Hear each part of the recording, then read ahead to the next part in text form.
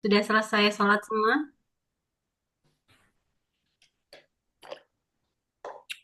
Siap. Siap ya, ada yang masih belum bergabung atau sudah semua? Sebentar saya cek.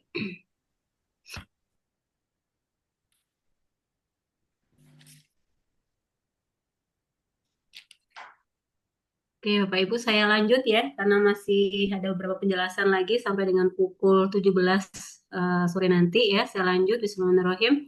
Saya lanjutkan untuk identifikasi titik kritis bahan lainnya. Ya, kita mengenal ada bahan dari bahan tambang, ada Jemputnya. sintetik ya, dan juga bahan campuran. Kalau bahan tambang, Bapak Ibu, kita bisa lihat di KMA 1360. Jadi bahan tambang itu termasuk positif list.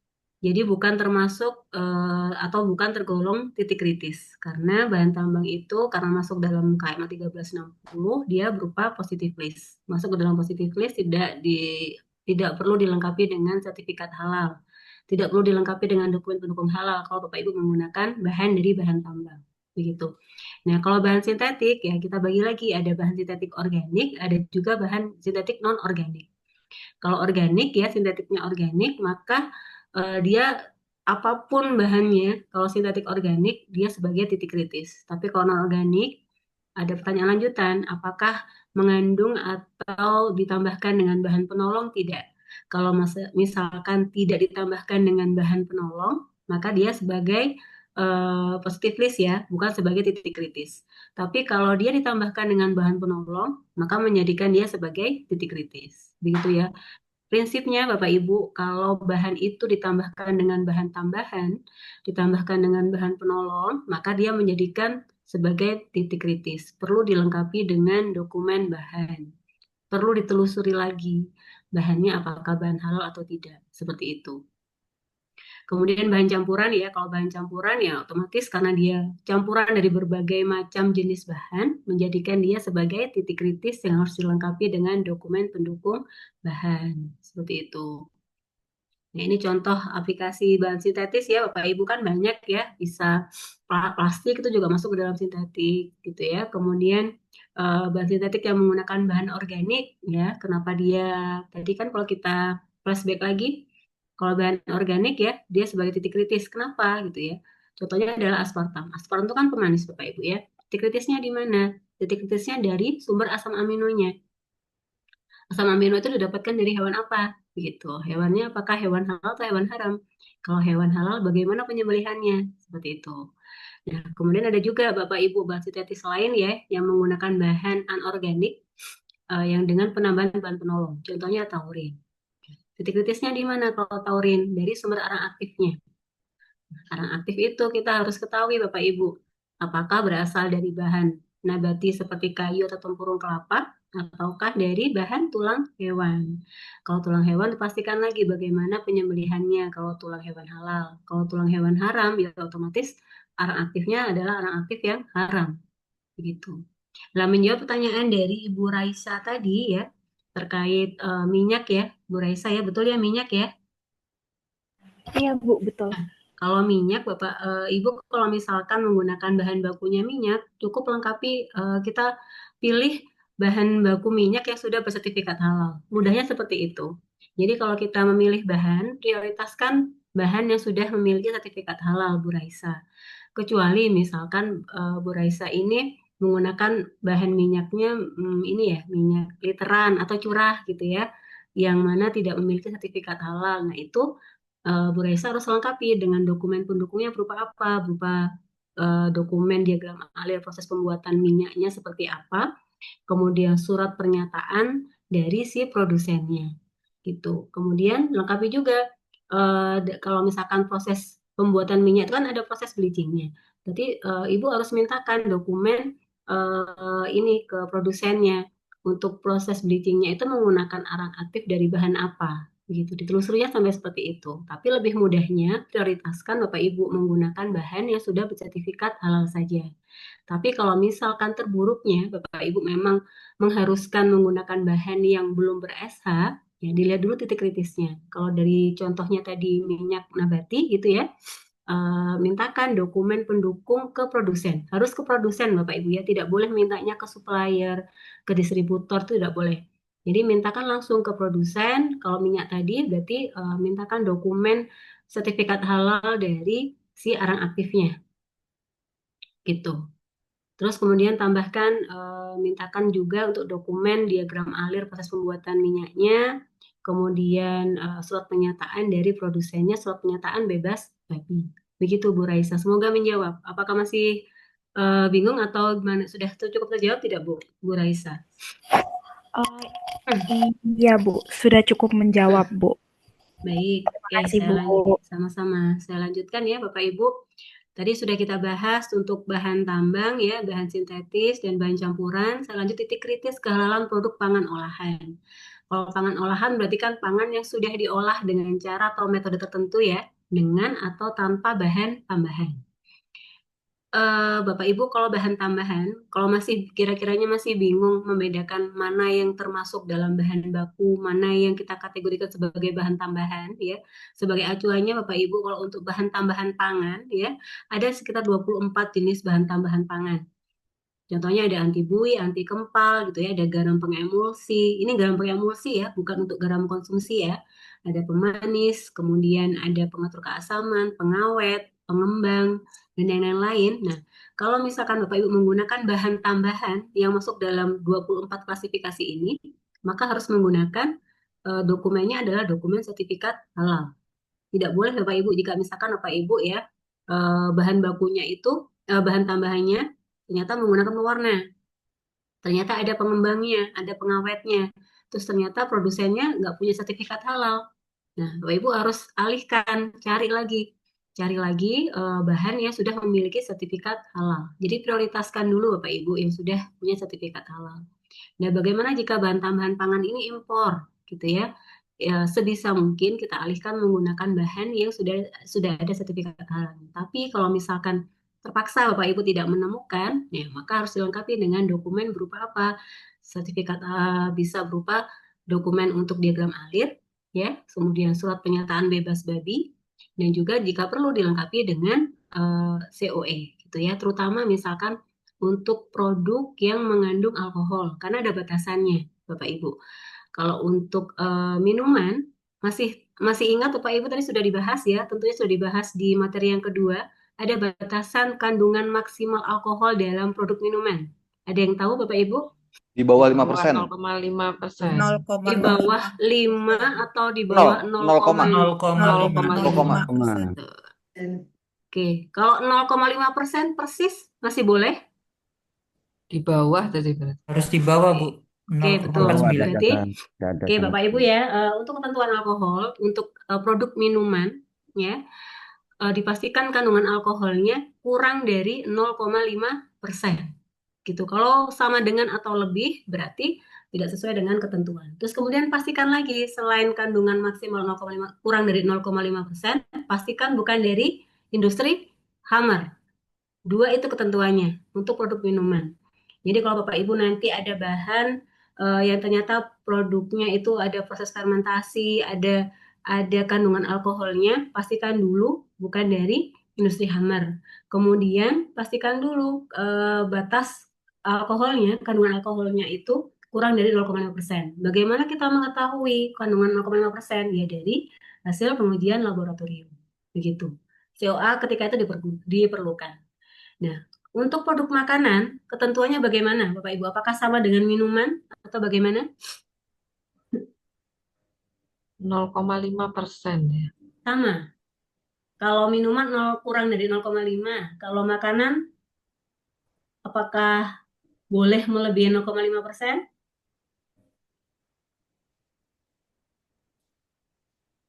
Gimana? Jadi untuk makanan, untuk apa kosmetik gitu, batasannya bagaimana, Bapak Ibu?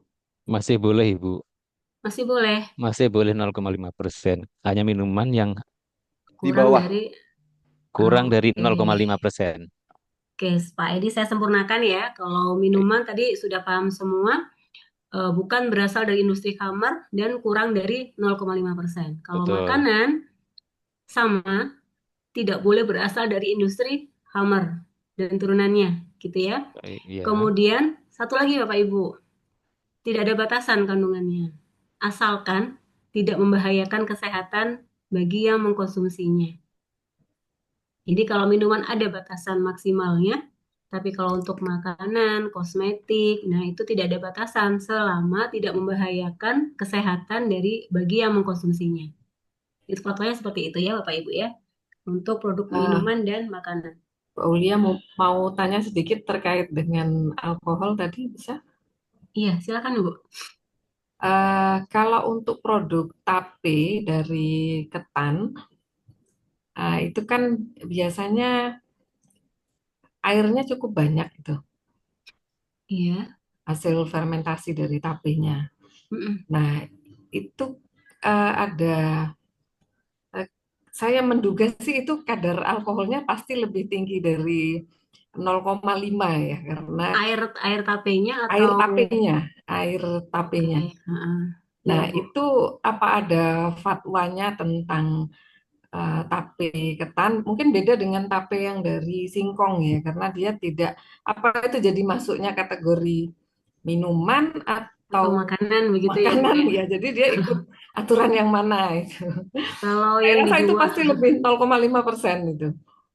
Kalau yang dijual dalam bentuk makanan dalam artian satu wadah itu ada Ya, yang di wujud cup. padat sama Hmm, wujud airnya gitu ya Bu ya. Maka iya, itu iya. sepengpahaman saya, sepengetahuan saya itu masuk dalam kategori makanan. Begitu. Dan memang ditujukan, yang pertama dulu kan niatnya dulu ya Bu ya. Tidak ditujukan untuk menghasilkan minuman atau makanan yang memabukkan. Hmm, Selama misalkan tujuannya kita tidak untuk menghasilkan produk yang memabukkan atau membahayakan begitu ya. Nah, dan selama proses pembuatannya tidak ada potensi kontaminasi najis ya insya Allah masih itu pacuannya kita kalau makanan ya tidak ini tidak ada batasan alkoholnya. Tapi kalau misalkan produknya itu disaring gitu ya Bu ya, hanya hanya diambil diambil airnya. saringnya saja, airnya saja Hmm, berarti mengikuti ketentuan produk yang minuman di mana ada batasan kurang dari 0,5% batasannya. Sepemahaman saya seperti itu Ibu. Tapi kalau dia masuk misalkan kategori dijualnya makanan. dalam bentuk padatan ya, kalau misalkan kita lihat kan di wadah cup gitu, ada bentuk tapenya, ada airnya sedikit gitu ya, Ya, itu ya, masuk dalam produk makanan. Kalau misalkan kita cek di PIRT-nya pun itu juga masuk dalam kategori yang makanan, Ibu. hmm. Kalau untuk yang tape ketan. Baik, Hmm. terima kasih Bu Aulia. Sama-sama, Ibu. Saya lanjut ya, Bu. Bapak Ibu ya. Iya, Pak. Silakan tadi saya Ya, ada yang Ibu ingin Alia. bertanya. Iya, Ya, Pak Ibu Edi, Alia silakan. melanjutkan tadi yang disampaikan terkait dengan tape ketan-hitan yang memang secara fermentasi menghasilkan gula dan alkohol ya. Meskipun Hmm. alkoholnya itu agak susah untuk memverifikasi ya berapa persen dan eh, karena saya menangani produk makanan juga di industri.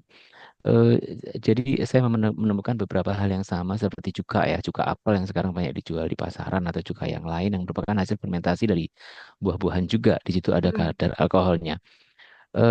Dalam prinsip kehati-hatian bagaimana mensiasati hal ini Bu supaya kita sebagai apa ya pengelola usaha itu yakin bahwa yang kita rilis ini adalah produk yang halal meskipun di situ ada kandungan mungkin alkohol tapi bukan khamr tapi jumlahnya kita nggak tahu berapa persen. Kurang lebih seperti itu Bu dalam prinsip kehati-hatian. Terima Oke. kasih. Iya, Pak. Pak Edi, saya coba menjawab ya, Pak Edi.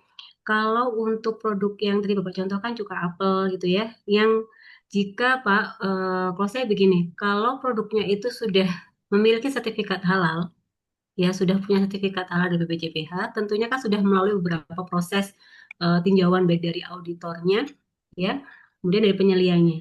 Sudah dipastikan bahwa kalau misalkan produknya itu memiliki kandungan alkohol, berarti sudah dipastikan kandungan alkoholnya tidak boleh melebihi dari 0,5%. Dengan cara apa validitas dokumennya?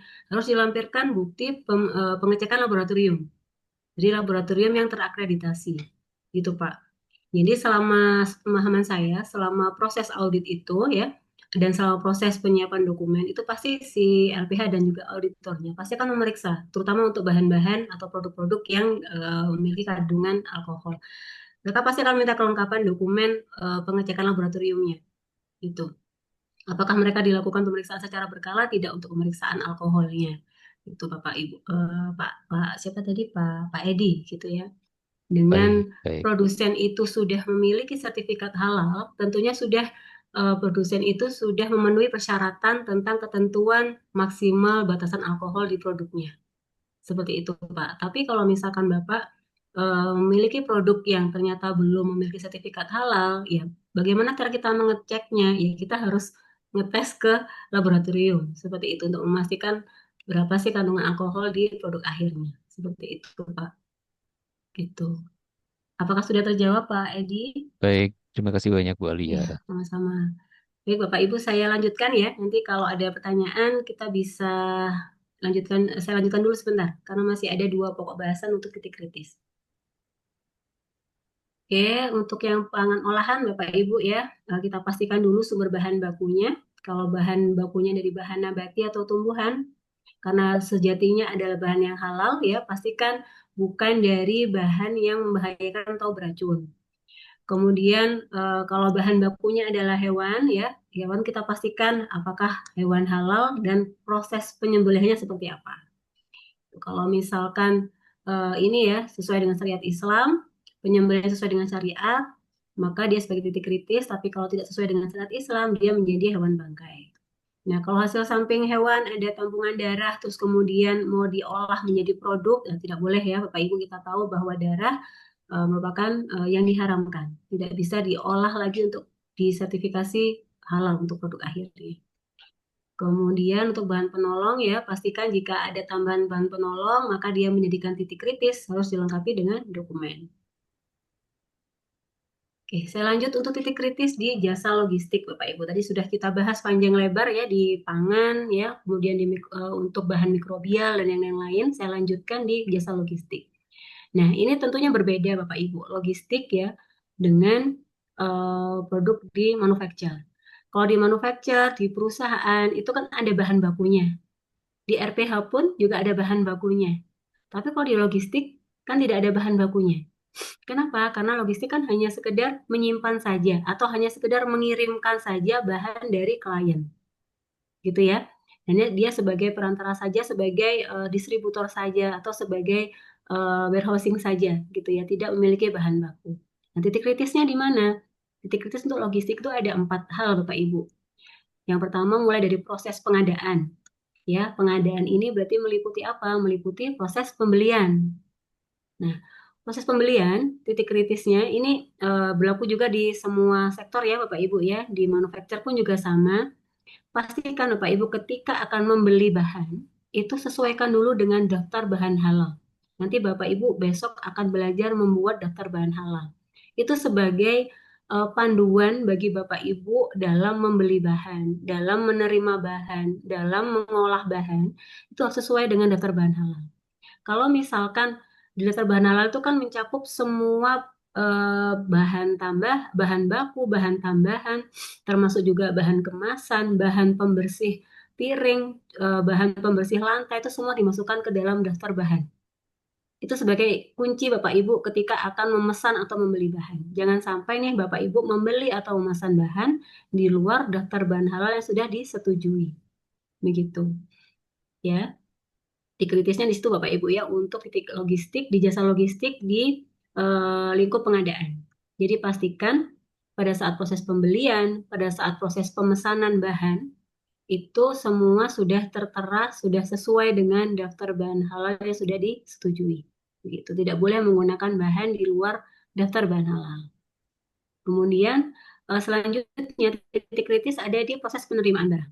Nah, proses penerimaan barang pastikan juga sama dengan proses pengadaan, Bapak Ibu. Pastikan pada saat menerima bahan, ya kalau di logistik itu berarti apa bahannya? Bahannya bisa berupa bahan pembersih. Beda dengan manufacture. Kalau Bapak Ibu di restoran, misalkan bahan bakunya kan bisa telur, bisa ikan, bisa beras gitu ya. Tapi kalau logistik, karena tidak ada bahan bakunya, maka yang dimasukkan ke dalam daftar bahan adalah apa? Adalah misalkan bahan pembersih, pembersih gudangnya, bahan pembersih untuk area loading docknya, area penerimaannya, bahan untuk membersihkan armadanya. Nah, itu dimasukkan ke dalam daftar bahan halal. Kemudian air untuk mencuci, membersihkan armada, air untuk membersihkan gudang penyimpanan, itu masuk ke dalam daftar bahan halal. Kemudian kalau misalkan Bapak Ibu di jasa logistik ada proses penyimpanan, menggunakan misalkan ada selotipnya, ada misalkan menggunakan bahan humidifier mengatur untuk kelembapan di ini ya kemasan atau di gudangnya Bapak Ibu itu juga bisa dimasukkan ke dalam daftar bahan halal. Gitu. Nah, intinya ketika Bapak Ibu menerima bahan, sesuaikan lagi dengan daftar bahan halalnya. Sama tidak? Kalau misalkan tidak sama, maka sebetulnya tidak boleh diterima, dikembalikan atau diretur ke yang mengirimkan. Gitu. Kemudian selain memastikan bahan yang diterima itu sesuai dengan daftar bahan halal, titik kritis selanjutnya pada saat proses penerimaan itu Bapak Ibu ya memastikan area loading dock-nya untuk penerimaan barang halal itu harus terpisah dengan barang yang haram. Gitu. Tidak boleh dicampur Bapak Ibu antara proses penerimaan barang halal dengan proses penerimaan barang haram. Harus ada pemisahnya. Kalau misalkan, oh saya cuman gudangnya cuman kecil Bu, nggak memungkinkan kalau misalkan ada loading dock yang berbeda-beda gitu ya, maka paling tidak ada partisinya. Itu ya di partisi benar-benar bisa memisah, menyekat antara penerimaan bahan yang halal dengan yang haram. Begitu juga dengan proses penyimpanannya, Bapak Ibu.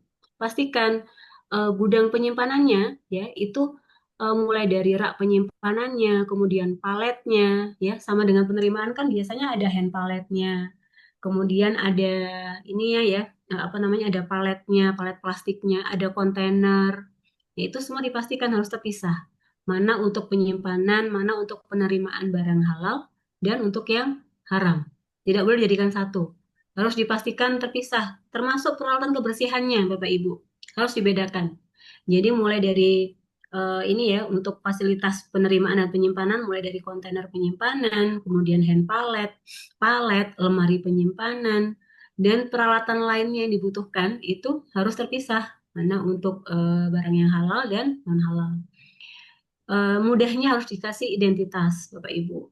Oh kalau misalkan palet yang warna pink ini khusus untuk yang haram, untuk yang palet yang warna biru atau hijau untuk penggunaan barang yang halal. Seperti itu lebih memudahkan. Jadi supaya orang tidak tertukar gitu ya, atau bisa dikasih label supaya tidak ini menghindari potensi tertukarnya peralatan penggunaan untuk yang halal dan yang haram gitu. Yang selanjutnya proses lainnya Bapak Ibu yang perlu dikendalikan di jasa logistik adalah proses distribusi dan transportasi. Kita pastikan armada pengiriman untuk produk halal dan armada untuk pengiriman produk non halal itu harus benar-benar terpisah Bapak Ibu. Tidak boleh dicampur. Terutama untuk ini Bapak Ibu, kalau misalkan pengiriman produk karkas segar, dalam artian misalkan daging babi utuh gitu ya. Nah, itu harus benar-benar terpisah Bapak Ibu. Armadanya, truknya, tidak boleh dicampur truk ini untuk satu truk untuk menyimpan babi dan misalkan sapi, nah itu tidak boleh gitu. Tapi kalau misalkan pengirimannya itu masih dalam kondisi produk yang terkemas, nah, itu masih boleh dicampur dalam satu armada yang sama, masih boleh disimpan dalam satu gudang yang sama ya, asalkan ada pemisahnya, ada sekatnya atau ada partisinya gitu ya. Kalau di gudang penyimpanan berarti masih boleh diberikan partisi, kemudian diberikan atau misalkan dibedakan raknya gitu ya, sebelah kiri untuk penyimpanan halal, yang kanan untuk yang non halal. Tapi ingat Bapak Ibu, itu untuk produk yang terkemas, ada kemasannya. Tapi kalau produknya itu produk pangan segar ya, kayak daging segar, karkas segar, nah itu harus benar-benar dipisah mulai dari gudang sampai dengan armadanya begitu. Karena titik kritisnya di situ. Oke, semoga bisa memahami Bapak Ibu ya untuk titik kritis di jasa logistik. Saya lanjutkan untuk titik kritis hewan sembelihan. Ya, kalau hewan sembelihan itu titik kritisnya di mana? Titik kritisnya di asal hewannya dan juga proses penyembelihannya. Ada dua ini Bapak Ibu ya. Asal hewan, apakah hewan halal atau hewan haram, dan juga proses penyembelihannya. Penyembelihan sesuai syariat bagaimana metodenya? Metodenya adalah seperti ini Bapak Ibu ya. Oh, maaf. Sudah. Ini syarat penyembelihan hewan Bapak Ibu ya. Sesuai dengan syariat Islam, kita pastikan hewan dalam kondisi masih hidup ya. Kalau sudah mati berarti sudah jadi bangkai. Pastikan hewan dalam kondisi masih hidup ya dan merupakan binatang halal untuk dikonsumsi. Kemudian juru sembelih halalnya ya beragama Islam ya, berakal sehat, sudah akil baligh ya dan mengucapkan bismillah. Kemudian peralatan untuk penyembelihan ya harus tajam, terbuat dari logam dan tidak boleh terbuat dari benda tumpul. Contohnya dari tulang, kuku, atau gigi. Kemudian pastikan pada saat proses penyembelihan memotong saluran makan ya atau esofagus, kemudian saluran pernapasan, hulkum atau trakea dan dua pembuluh darah, vena dan arteri, vena jugularis dan arteri karotis. Ini adalah syarat penyembelihan hewan halal, Bapak Ibu, sesuai dengan syariat Islam.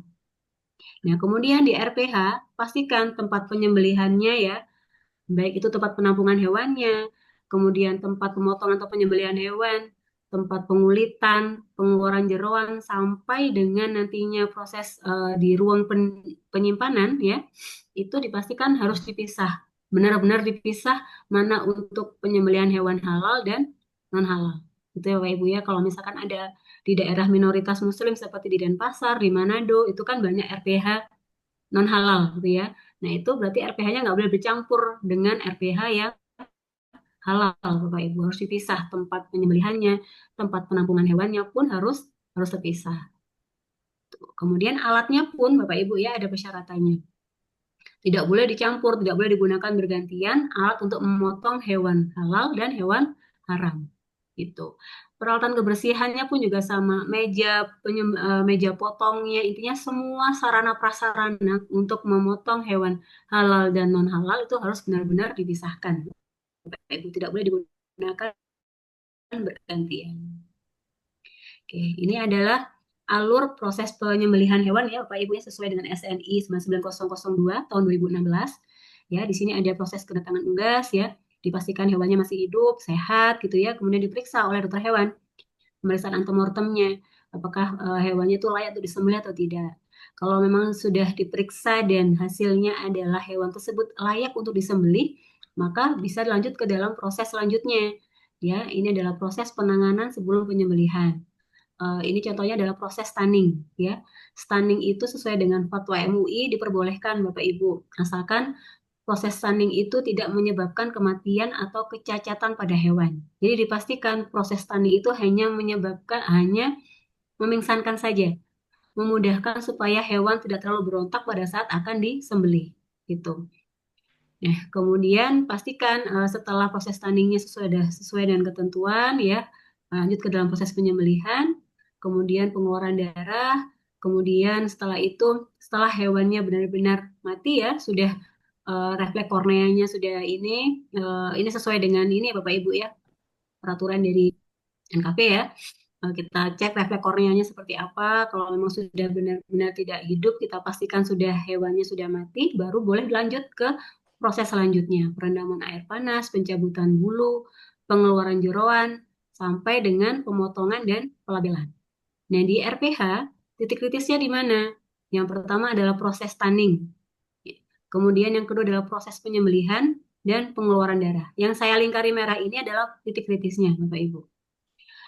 Stunning harus dipastikan tidak boleh menyebabkan kematian dan kecacatan pada hewan. Jadi kalau misalkan proses stunningnya menggunakan metode water bath ya, dipastikan voltasenya, berapa lama waktu stunningnya supaya hewan tersebut tidak mati karena stunning. Kalau matinya karena stunning, maka dia menjadikan matinya bukan karena penyembelihan, tapi matinya karena stunning, menjadi bangkai. Gitu. Kemudian proses penyembelihan, pastikan lagi proses penyembelihannya apakah sudah sesuai dengan syariat Islam tidak. Kalau misalkan hanya memotong salah satu uratnya saja, maka gagal sembelih gitu ya. Maka dipastikan proses penyembelihan sesuai dengan syariat Islam tidak. Kemudian titik-titik selanjutnya adalah pengeluaran darah. Pastikan hewan tersebut benar-benar mati ya, benar-benar secara refleks kornea, kemudian aliran darahnya sudah keluar semua, sudah sempurna, baru dilanjutkan dengan proses selanjutnya. Kalau misalkan masih belum mati secara sempurna, Bapak Ibu tidak boleh lanjut ke proses perendaman air panas dan yang lain, karena takutnya hewan tersebut matinya bukan karena penyembelihan, tapi karena perendaman air panas. Jadi, ya Bapak Ibu untuk titik kritis di penyembelihan. Oke, saya lanjut. Untuk di definisi kosmetik. Titik kritis kosmetik itu selain dari sumber bahannya, Bapak Ibu ya, selain dari sumber bahan dan proses produksinya, tentunya karena ini berkaitan sama sah tidaknya ibadah kita, sholat kita. Karena sholat kan harus diawali dengan wudhu ya. Nah, sedangkan bagi kami yang ibu-ibu ini kan sering menggunakan kosmetik gitu ya. Nah, dipastikan kosmetiknya itu apakah ini waterproof atau tidak, karena berkaitan sama ibadah kita gitu ya. Apakah air wudhu itu bisa meresap masuk ke dalam kulit? Tidak. Kalau misalkan kita menggunakan kosmetik, apakah yakin kosmetiknya sudah benar-benar terhapus? Apakah yakin kosmetiknya menggunakan sumber bahan yang halal? Apakah sudah yakin kalau misalkan kosmetiknya itu bisa tembus air wudhu? Nah, itu titik kritisnya.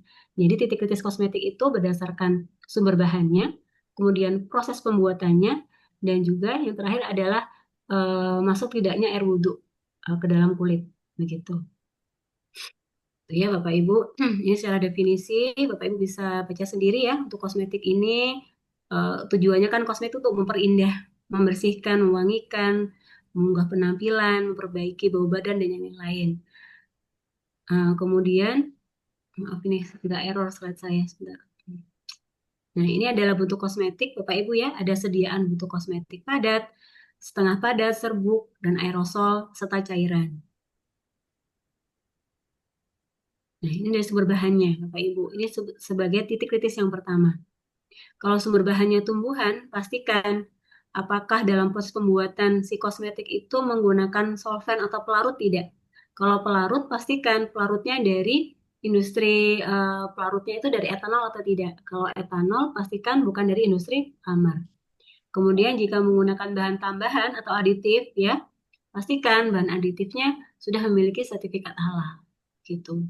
Kalau sumber bahannya adalah sumber bahan hewani, ya pastikan hewannya hewan haram atau hewan halal. Contohnya kalau untuk di kosmetik ya yang menggunakan unsur bahan hewani, contohnya misalkan kuas untuk maskara, untuk eyeshadow gitu ya, untuk aplikator kosmetik itu kita pastikan kalau misalkan bulunya menggunakan bulu hewan. Nah, hewannya hewan halal atau tidak? Yang aman ya Bapak Ibu untuk kuas ya, baik itu kuas untuk produk makanan, produk bakery gitu ya, dan kuas untuk kosmetik sebaiknya menggunakan bahan yang nilon, yang plastik ya, dari sintetik, bukan dari hewani. Kalau dari hewani harus dipastikan dulu apakah dari hewan halal atau dari hewan haram. Gitu.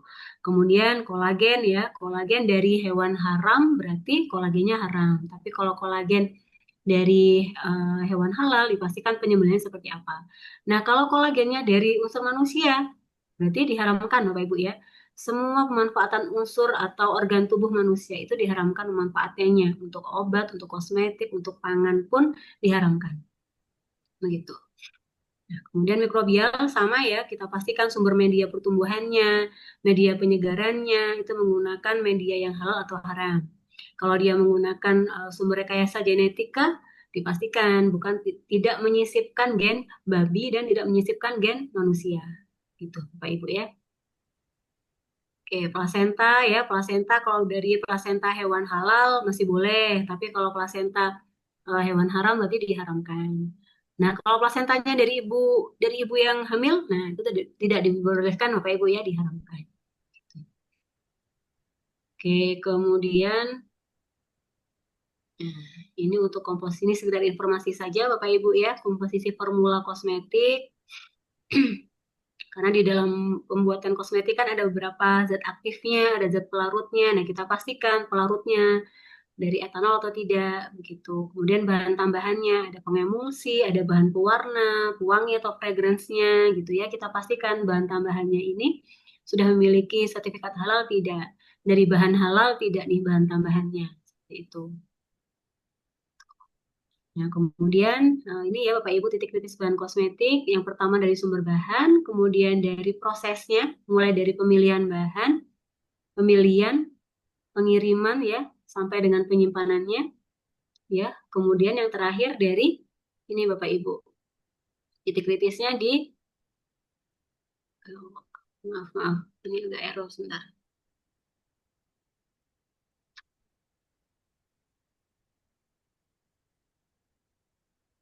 Yang terakhir terkait dengan daya tembus air. Pastikan kosmetiknya Bapak Ibu ya yang apakah kosmetik jika misalkan dia waterproof ya, tidak tembus air itu tidak sertifikasi halal. ternyata masih bisa Bapak Ibu ya untuk kosmetika yang waterproof atau tidak tembus air itu masih bisa disertifikasi halal asalkan dengan syarat apa? Dengan syarat ini ada informasinya Bapak Ibu ya. Memberikan catatan yang jelas pada kemasan atau leafletnya ya. Bagi pengguna yang akan beribadah itu harus dihapus dulu atau dibersihkan terlebih dahulu kosmetikanya. Kemudian hanya untuk beberapa produk yang ada jangka waktunya. Contohnya kalau misalkan sunblock kan tidak dipakai seharian Bapak Ibu ya. Harus di apa? Di reapply gitu. Nah, itu masih boleh untuk disertifikasi halal. Tapi kalau misalkan kosmetikanya itu yang tidak ada jangka waktunya, tidak ada batasan waktunya, maka susah untuk mendapatkan sertifikasi halal. Jadi untuk kosmetika pastikan titik kritisnya dari sumber bahannya, dari proses produksinya, dan daya tembus airnya karena menyangkut sah tidaknya ibadah wudhu dan sholat kita. Itu Bapak Ibu. Kemudian ini selanjutnya untuk titik bahan gunaan ya, barang gunaan tuh ada yang tas, ada sepatu, ada jaket, dan lain-lain. Kita pastikan kalau misalkan bahannya bahan hewani ya, apakah dari hewan halal atau hewan haram. Kalau di jaket kulit, di sepatu kulit, di tas kulit, kalau misalkan menggunakan kulit babi, kita mudahnya melacak pigmen babi itu dari pola ininya Bapak Ibu. Kalau babi itu kan biasanya bentuk segitiga gini. Nah, kalau misalkan di kulitnya itu sudah membentuk pola ini ya biasanya memang ini dari babi gitu. Tapi ada juga sekarang yang sintetis babi. Jadi harus dipastikan lagi Bapak Ibu ya untuk barang gunaan. Kemudian kalau barang gunaan, nanti kalau misalkan menggunakan bahan yang halal, hewan yang halal, dipastikan proses penyamaannya sesuai dengan syariah, gitu ya Bapak Ibu, sampai hilang najisnya. Kemudian untuk aplikasi di ini Bapak Ibu ya, di piring, di cangkir, pastikan kalau ini cangkir ya, terutama yang bahan impor dari Cina, itu biasanya ada yang bersumber dari tulangnya babi. Jadi hati-hati Bapak Ibu ya. Walaupun cangkir pun karena dia langsung untuk wadah pengemasan produk juga bisa menjadikan produk akhirnya menjadi tidak halal kalau cangkirnya dari bahan haram. Nah, kuas ya, pastikan kalau kuasnya itu dari bulu hewan, apakah bulu hewan halal atau hewan haram. Kalau terpaksa harus menggunakan kuas dari unsur hewani, harus minta sertifikat halalnya ke produsennya, Bapak Ibu ya. Kalau lebih amannya, kuas dari bahan nilon. Nah, untuk kemasan ya, kemasan itu sebetulnya kan dari bahan resinnya halal Bapak Ibu ya. Tapi kita tidak tahu pada saat proses produksinya apakah menggunakan bahan tambahan lain tidak. Itu supaya lebih lentur, apakah ditambahkan bahannya yang lain, apakah ditambahkan bahan pewarna, pelentur dan yang lain. Nah, bahan tambahan itulah yang Bapak Ibu harus amati, harus ketahui sumbernya dari mana. Oke, Bapak Ibu, sudah selesai untuk pemaparan materi titik kritis. Kita masih punya waktu sekitar 8 menit. Apa ada yang ingin bertanya? Ibu Kafia, silahkan Ibu. Baik, terima kasih Bu Aulia. Saya ada beberapa pertanyaan dan dari beberapa jenis produk yang berbeda. Yang pertama berarti kalau misalnya kita menggunakan parfum yang belum jelas ada logo halalnya dan di komposisi tidak jelas itu jenis alkohol apa, bisa jadi berbahaya saat kita gunakan saat sholat ya Ibu. Kalau begini Bu, untuk ketentuan alkohol, alkohol ya, berarti masuk, kalau kosmetik masuk ke dalam kategori minuman atau makanan Bu. Ada batasannya tidak kira-kira menurut Ibu? Kafia. Tidak ada berarti kalau kosmetik. Sama dengan kategori ketentuan untuk makanan ya Bu ya. Kalau untuk parfum, kalau misalkan ada kandungan alkohol berarti pastikan saja dia bukan dari industri kamar gitu saja. Tapi tidak ada batasan maksimumnya kalau untuk ini kosmetik. Tapi ya karena kita kembali lagi ke prinsip kehati-hatian ya, kalau misalkan digunakan untuk beribadah, ya sebaiknya kita menghindari aplikasi yang kita masih ragu ini apakah bersumber dari bahan halal atau bahan haram. Jadi kalau saya seperti itu, Bu Kafia. Oke, baik. Lalu yang kedua Bu, ayam yang memar itu apakah bisa termasuk ke dalam kategori haram ya Bu? Karena ayam memar itu kan bisa jadi ada proses handling yang salah saat Betul. sebelum penyembelihan ya. Oh, dan enggak. Jadi, adanya penggumpalan ya, dan betul, adanya Bu. penggumpalan darah di balik lapisan daging dan kulit. Kalau memar di ayam kan bisa juga killing injury juga ya, Bu ya. Jadi proses handlingnya pada saat proses penyimpanannya, misalkan terlalu kontak langsung dengan suhu dingin yang terpapar suhu dingin yang sangat ini ekstrim, atau misalkan kena es batu pun langsung kan juga bisa jadi memar ya, Bu ya. Ya, Jadi banyak kalau penyebab. banyak penyebabnya yang menjadikan ayam tersebut memar. Kalau hemat saya, Ibu, eh, yang pasti kan kita harus dapat bahan ayam itu dari RPH atau tempat potong yang sudah bersertifikat halal, begitu ya. Hmm. Atau kalau misalkan memang saat ini kan memang kendalanya kita itu tidak semua RPH sudah ber-SH kan, Bu, terutama di luar Jakarta atau luar Jawa. Nah, mungkin untuk yang teman-teman yang dari luar Jawa, yang dimana kesulitan mendapatkan RPH yang belum ber-SH, ya setahu saya sih, Ibu, apa ya, masih bisa sih menggunakan kesepakatan MUI atau ustadz atau apa ya, mendatangkan MUI setempat ya, menyaksikan langsung proses penyembelihannya. Nanti akan dibuatkan surat keputusan oleh MUI setempat. Itu masih diperbolehkan untuk daerah-daerah yang minoritas seperti itu. Nah, kembali lagi kalau yang ayam memar itu, Bu, karena banyak potensi yang menyebabkan memar yang bukan dari proses penyembelihannya, agak susah ya, Bu ya. Gimana Iya. cara ininya? eh Kalau saya sih gampangnya itu, kalau ibu sebagai produsen yang mengharuskan menggunakan bahan baku ayam, kalau saya lebih mudahnya pilih saja bahan ayam yang sudah ada SH-nya. Itu kan sekarang sudah banyak ya, Bu ya. Itu karena memar itu bisa dari banyak faktor gitu, tidak hanya penyembelihan saja, tapi bisa dari handlingnya. Itu sih, Bu. Kalau hemat saya seperti itu.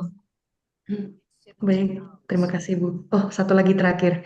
Tadi di soal peritas itu kan ada eh, susu dan turunannya ya seperti yeast, keju. Itu Whey. saya ingin memastikan termasuk di titik kritis atau sangat kritis ya Ibu?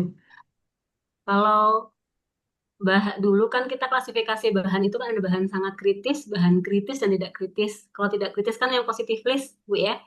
Kalau Ya. bahan kritis itu masih boleh menggunakan dokumen selain sertifikat halal. Tapi kalau bahan yang sangat kritis, contohnya hewan sembelihan, Hmm. kemudian flavor, fragrance, whey. Whey itu karena kompleks pembuatannya menggunakan banyak enzim-enzim renat, itu kan juga dari hewan kan, Bu ya. Karena itu Ya. masuk ke dalam kategori bahan yang sangat kritis. Gitu. Oke, baik. Begitu. Terima kasih Ibu sudah clear. Sama-sama. Baik, sama-sama. Oke, masih ada 2 menit. Satu pertanyaan, satu Oke, penanya. Bu Aulia. Iya, Pak. Pak Solikin ya. Ya, Bu, izin bertanya. Jadi kami kan ini produksi ini Bu. Di tempat kami itu produksi teh-tehan gitu dengan bahannya simplisia kering Bu. Heeh, Rimpang kering, kemudian daun kering gitu ya. iya. Yang kita kemas jadi seduhan gitu. Nah, pertanyaannya apakah ini termasuk ya secara secara apa namanya secara Cara jelas ini bahan. kan positif positif list ya Bu ya. Ya, betul. KMA 1360 gitu. Tapi ya itu dia karena memang ini kering gitu Bu. Apakah bisa menjadi isu bahwa ini memiliki apa namanya memiliki titik kritis gitu. Kalau secara ini ya, Pak ya, gambaran singkatnya, titik kritisnya bisa dari bahan pengemasnya, Pak. Gitu. Kalau misalkan dari sumber bahannya kita telah lagi, sumber bahannya kan dari limpang kering ya, Ya. termasuk dalam positive list. Itu tidak ada titik kritis, sumber bahannya tidak ada. Ya kan? Kita beralih lagi setelah sumber bahannya sudah kita tahu sumbernya, kita lanjut ke proses pembuatannya. Hmm. Prosesnya kira-kira ada potensi najisnya tidak? Gitu. Kalau Hmm. misalkan tidak ada, kita lanjut lagi ke yang terakhir, bahan pengemasnya. Nah, bahan pengemasnya kan sekarang sudah harus ber-SH, Pak. Gitu ya. Nah, jadi titik kritisnya, kalau produk Bapak, kalau sudah dipastikan sumber bahannya oke semua, positive list, prosesnya juga tidak ada potensi kontaminasi najis, nah, yang terakhir adalah bahan pengemasnya. Bahan itu, limpang tehnya kan pasti akan dikemas ya, Pak ya? Ya. Betul tidak? Nah, itu Ya. berarti sebagai titik kritisnya bahan Ya. kemasnya. Maksud saya ini Bu, jadi kan saya dapat supplier itu dari luar kota ya. Oh, Bapak, Dan itu oke. dan itu masih masih apa masih konvensional banget ya, saya pernah menyaksikan gitu dari petani dia cuci kemudian dia rajang dan dia jemur gitu Bu. Nah ini kan saya melihat di sini memang pada dasarnya kan memang KMA 1360 gitu, tapi ya kita tuh bentuknya curah gitu, bentuknya tuh bener-bener simplisnya kering dari mereka gitu Bu. Oke, berarti datangnya bulky gitu kemasannya Pak ya, Bulky, bukan per bulky. saset-saset. Oh, oke, Bukan, berarti bukan. kalau Bulky oh, Bu. bulky, oke, berarti kalau seperti itu, berarti Bapak itu sebagai bahan utamanya ya, Ya, bukan Bapak sebagai produsennya ya. bukan, bukan. Oke, oh berarti Bapak tinggal mintakan kalau minim proses, tadi sudah saya jelaskan, kalau minim proses seperti itu Bapak tinggal mintakan saja surat pernyataan bebas babi. Baik, Kemudian baik. mintakan diagram alir pembuatan itu, si tehnya itu Pak, si rimpangnya tadi proses pembuatannya seperti apa. Simplisia Proses, keringnya, proses pengolahan simplisia proses keringnya itu. pengolahannya sampai sampai terakhir, sampai dikemas gitu ya. Ya. Itu proses pembuatannya seperti apa, bahan-bahan yang dipakai apa, itu dimasukkan ke dalam diagram alirnya Pak. Ya, dia sih Gitu. tidak ada bahan tambahan lagi. Maksudnya misalkan kayak daun insulin kering, bener-bener daun insulin yang habis dipanen, kemudian dia jemur, Dikeringkan, dikeringkan, setelah itu masukkan ke dikemas karung, gitu terus terus. dikirim ke kami Oh gitu. ya udah tinggal ini aja Pak, dilengkapinya dokumennya, surat pernyataan bebas babi sama ini diagram alir saja sudah cukup. Kalau Baik, minim proses sudah cukup seperti itu saja. baik, baik. Gitu Makasih Pak. Bu Aulia. Baik, sama-sama. Baik, ini karena sudah pukul 17, Bapak Ibu ya, sudah berakhir untuk sesi materi saya. Nanti jika ada pertanyaan lain, Satu lagi karena Bu, ini hanya boleh, Pak Osep boleh diperbolehkan Pak. itu mungkin satu lagi Bu Raisa ya. Pak Indra ini Pak yang tanya Pak, Oh, ya. barusan. Atau gimana? Ya, boleh Silakan, Pak. silakan, silakan. Ya, terima kasih Bu. Maaf mengganggu rekan-rekan semua ya, waktunya udah habis, tapi saya izin bertanya karena dari tadi kan bahasanya selalu titik kritis bahan pengolahan makanan dan sebagainya gitu ya. Nah, mungkin di sini tadi ada beberapa yang memang bidangnya sama dengan saya, itu distribusi ya, jasa distribusi atau transportirnya gitu Bu. Nah, titik krisis untuk jasa seperti kami, trackingnya itu biasanya apa ya Bu ya? Karena nggak dijelaskan secara detail. Maksudnya kalau saya kan sedang dalam pengajuan gitu, jadi biar paralel. Oh ternyata titik krisisnya di sini. Kalau memang di sini di kita tidak ada gitu ya, kita akan siapkan gitu. Jadi biar prosesnya tuh paralel, saat pengajuan juga dan saat diaudit memang udah ada gitu. Mungkin itu aja sih Bu. Terima kasih.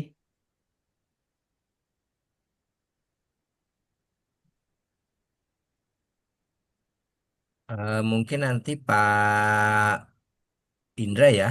Hmm. Nanti mungkin besok Pak dengan materi EJPH nanti dengan Ibu Dewi Holifah bisa Hmm. didiskusikan lagi Pak mengenai distribusi. Hmm. Oke. Pak maaf Iya, saya Berarti ada kelempar. khusus ya? iya, iya. Karena memang kayaknya distribusi ini unik. Nanti mungkin dengan Ibu Dewi besok Bapak Ibu bisa tanyakan tentang di apa-apa saja yang menjadi fokusnya untuk di industri distribusi. Sebenarnya tadi sudah diulas sih dengan Ibu Aulia ya. Ya. Pak Osep maaf saya ini terlempar Pak barusan. Oh ya, gimana? Gimana Pak? Mau lanjut atau gimana? Maaf. Mungkin satu lagi saja Bu, itu saya lihat Bu Cahaya terakhir. Ibu, Jaya. bukan Ibu siapa tadi? Raisya ya? Iya, Pak. Ya. Oh iya, Raisya. Mohon maaf, Silakan Bapak Ibu. Pak Ibu. Indra, Pak Indra sudah terjawab ya Pak ya. Mohon maaf Pak, terlempar saya. Ya, nggak apa-apa Bu. Berarti Iya, maaf. yang lebih spesifik mungkin besok kali ya untuk jasa distribusi.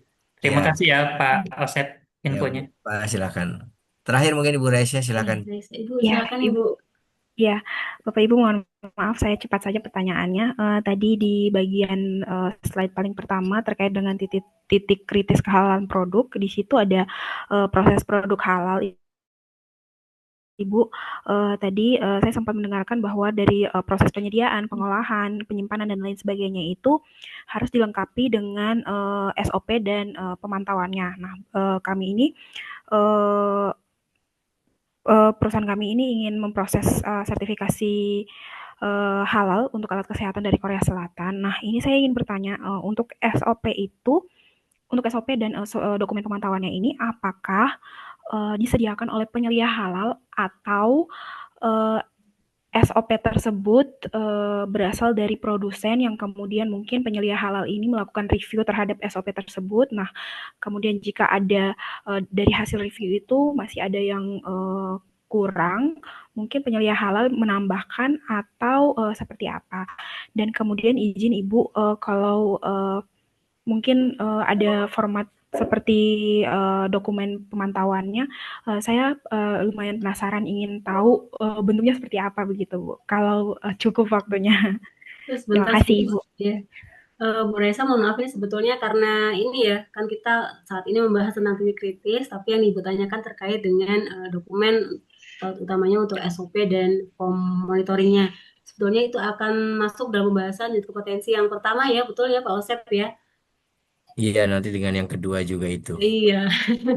Ibu nanti Ibu juga ingin tahu kan contoh template-nya seperti apa. Nah, itu nanti akan dibahas di besok Ibu selesai materi SJPH, itu akan dijelaskan bagaimana sih ketentuan membuatkan prosedur, contoh prosedur itu akan diulas lebih detail oleh narasumber yang lain di sesi materi untuk unit kompetensi yang pertama. Begitu Ibu. Mohon Oke. maaf, nanti Iya, ditanyakan kembali iya ya. Pak. Iya Bu, iya. Ya, Oke. terima kasih banyak Bu. Oke, sama-sama Bapak Ibu. Karena saya saat ini membahas tentang titik kritis, saya harapkan pertanyaan tentang titik kritis. Tapi kalau ada pertanyaan lain, ya, dan masih ada sesi pembahasan yang lain, mungkin sebaiknya ditanyakan lagi di sesi yang berkaitan, gitu ya, Bapak Ibu ya. Mohon maaf yang berkenan. Baik, karena sudah lewat 7 menit, Bapak Ibu, saya izin untuk undur diri. Terima kasih untuk 2 jam ini sudah menyimak, mendengarkan apa yang saya paparkan. Mohon maaf jika dalam penyampaian materi masih banyak hal yang kurang, terlalu cepat penyampaian, saya mohon maaf. Untuk akhirnya saya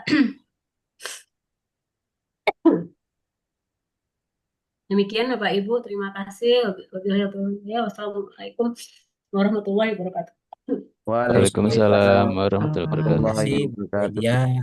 Silakan istirahat Bu Elia. Bapak Ibu sekalian, kita sudah mengakhiri sesi